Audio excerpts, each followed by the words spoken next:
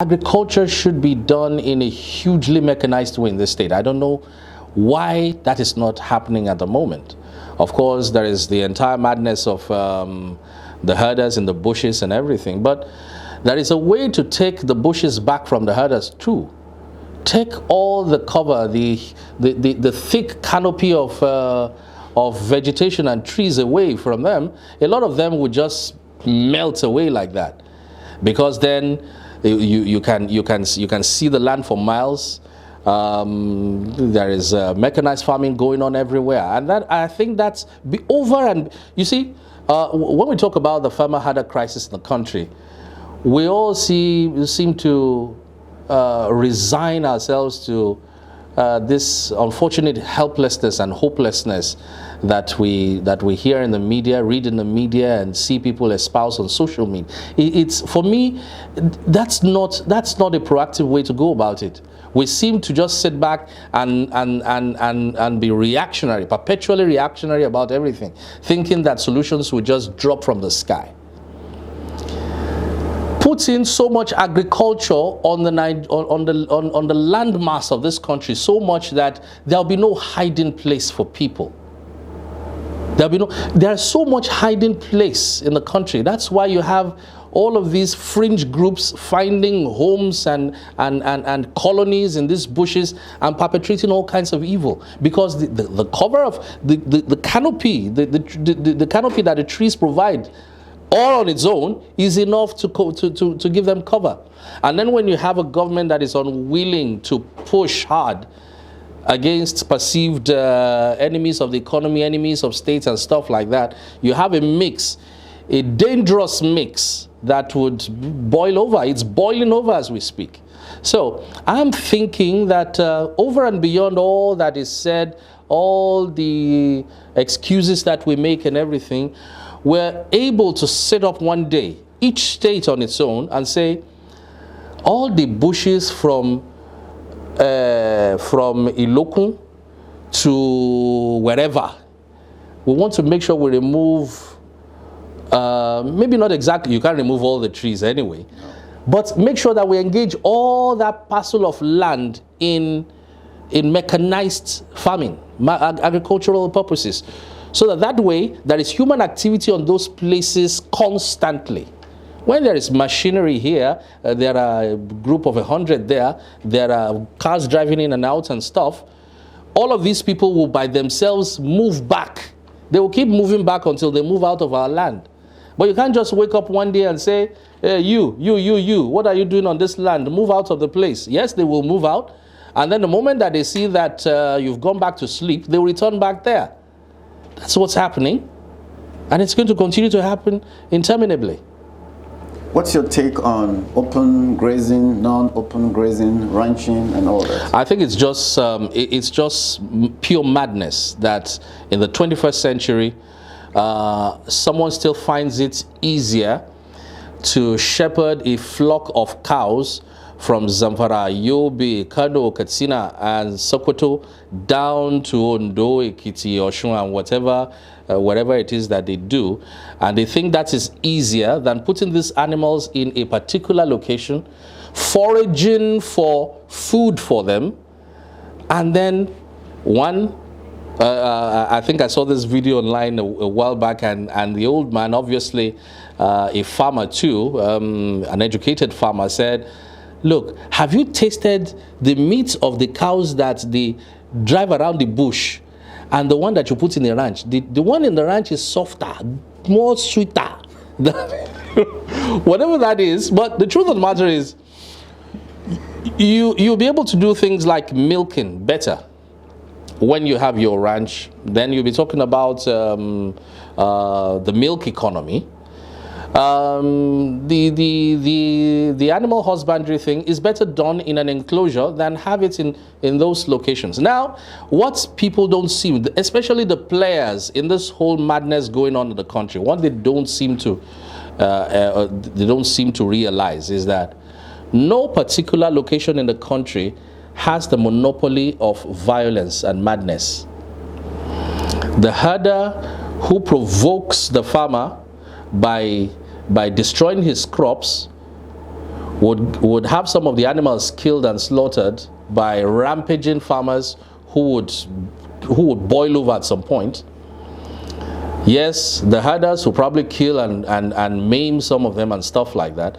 All of this is good, which means there'll be no peace for anybody if we set fire to this country. It's a country of less than 5 or 10 million that you can say, okay, when we fight and kill ourselves and destroy this country, we'll find refuge in another country. Where does 200 million people want to find a refuge? In sub-Saharan Africa. In fact, in the entire African continent. This is home for us. This is the one place where we can thrive and become humans in the real sense of it. The sooner we realize that, let the herders organize themselves. Good enough, they seem to have shown initiative in being able to organize things like Macban, Mietiala, and the rest of them. Use that same platform to say, okay, approach each state's government. Please, cap in hand. We don't have all the money we need, but we have a quarter of the money that is required. Please give us land. Once you give us land, we'll put all our animals in the entire state on that land. And the business of buying and selling, we love meat in the south. We go to the enclave, buy whatever it is, and we go back. I do not believe that any state in the country, and I say this with all sense of decorum, because I know the sentiments are raging in the country. I do not believe any state in the country today can do without these people in whatever quantity. They are businessmen, they are herders, of course, they are businessmen. They want to sell those cows eventually. We buy because we love meat. We do parties, we do all kinds of things that require the meat.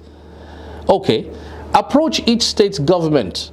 Please, we've done our calculation, and then we discover we're going to probably need 5 billion, but we have 1.5 billion. Which could be floated through through all kinds of means. They've got all sorts going on in the country. Even I think they are sourcing funds from using Sukuk and the rest of them, from Arab banks and the rest of them. Use those same platforms. Get the funds that you need. Okay, we don't have all the funds, but we have this. Can you please help us secure so land or whatever land, and then put the animals there, and then go about this business? Ranching is the way forward. If we continue to provoke ourselves with this, okay, you slaughter my animal, I reinforce back, I kill some of your people, or I kidnap this, I do that. Look, at the end of the day, because nobody actually has the monopoly of violence, it's going to snowball into a deadly internecine scuffle that is going to consume everybody and whatever livelihoods that we have left. Right now, to drive between Ado Ekiti and Akure is like going to hell and back. It's as if you're doing something huge, something big. You'll be watching left, right, and center to see that nobody is planning something funny.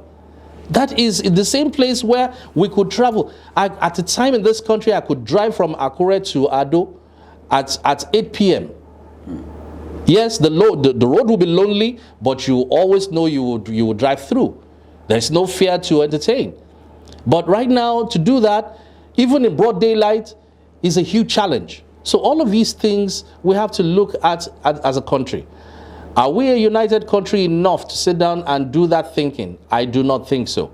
Nigeria has never been a united entity enough for it to sit down and say, this is our future, let's chart it together. Of course, we had sat down at different fora, a 2001 political conference, a 2011 this, or whatever that. But at the end of the day, the recommendations come through, and then because of this ethnic considerations and whatever, oh, this one is going to put us at a disadvantage. Oh, this one is anti-us and that. We jettison all these great recommendations and everyone goes back to sleep. And we still tackle the same problems over and over again until we begin to see ourselves as fishing in the same pond and therefore seeking the peace of that pond Even while being strange bedfellows, we're just going to destroy everything, and that's what's happening in this country. Do you see anywhere the state of insecurity is actually affecting the broadcast industry? Great question. And let me use a quick example. Before we had the spread, let me use the example of Voice FM. Before we had the spread of having, customers here, even outside the state and stuff, clients, paid clients and stuff.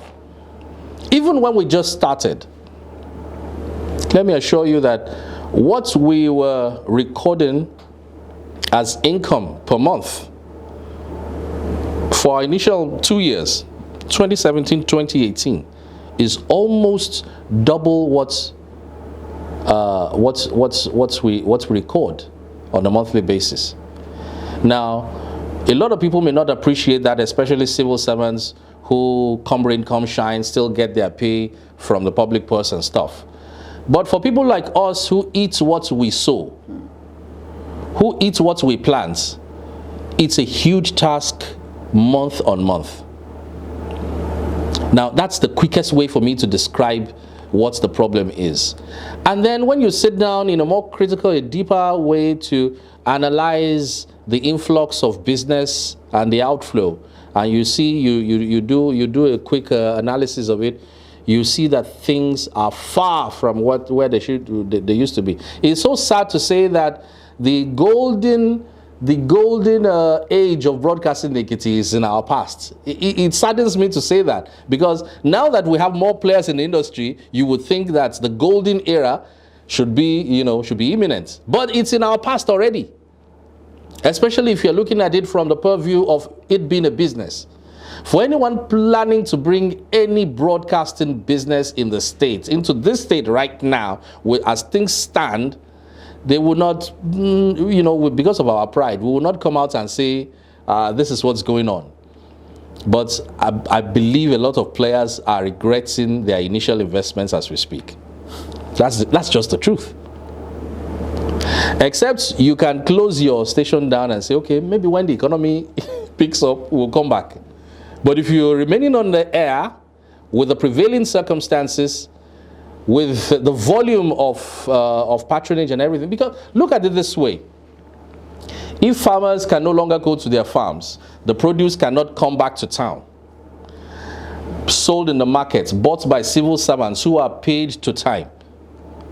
If all of that is not happening, it also means that the lekuleja, the common person who puts 1, 2, 3, 4 naira in every media house for adverts and for the rest of them, it's just not going to happen. Unfortunately, since 2020, the situation has become even more dire, with the twin problem of insecurity and COVID-19.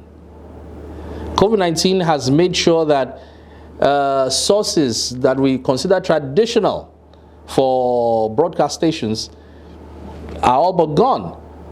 Adverts here, Ekiti there, and this and that, they are all gone, because in fact COVID-19 restrictions doesn't even allow for a lot of these things to happen anymore. So why advertise and stuff? So where the economy is bleeding, advertising would suffer. Broadcasting, by extension, is suffering, and that's the prevailing situation in the state. So if you're able to plot that string and see the relationship between these problems and what happens in those jungles, because aside the civil service in Ekiti State, Ekiti is agrarian mostly. A lot of the funds that come into the marketplace, that go into the different homes, that go into pockets, come from those jungles.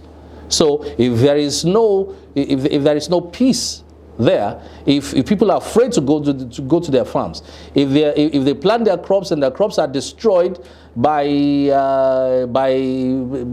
someone who thought it wise to give his animal you know, a meal of someone's sweat, then what we'll get is a problem that affects everybody, including broadcasting.